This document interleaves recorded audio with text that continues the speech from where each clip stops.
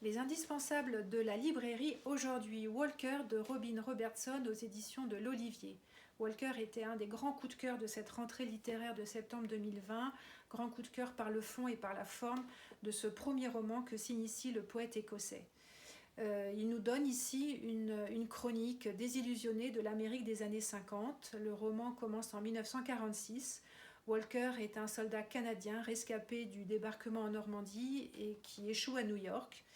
Il va réussir à se faire embaucher comme rédacteur d'un quotidien de Los Angeles auquel il va proposer une série de reportages sur les sans-domicile qui commencent à peupler malheureusement les rues des villes américaines.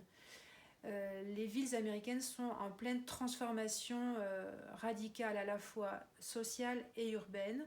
Des milliers de logements sont démolis par des promoteurs véreux et laissent place à ces tentaculaires échangeurs routiers et des parkings à perte de vue qui sont devenus les éléments mythiques des villes américaines. Donc Walker se veut être le témoin de ces transformations humaines et urbaines. Et il va donc déambuler, il va arpenter les villes, à la fois Los Angeles et San Francisco, en étant au plus près de ces Américains que l'American Way of Life a laissé sur le côté.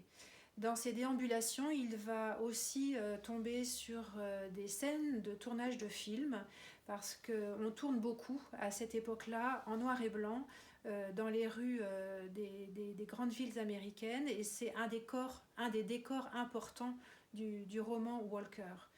Alors c'est une chronique désillusionnée de l'Amérique des années 50, mais c'est aussi une déambulation qui est une tentative humaine de faire face aux horreurs de la guerre qu'a rencontré Walker quand il était en France.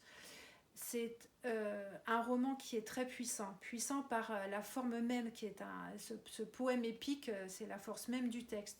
Mais on pourrait aussi conclure que Walker pourrait être un long travelling en noir et blanc d'un homme qui est condamné à marcher s'il ne veut pas être rattrapé par son propre fantôme.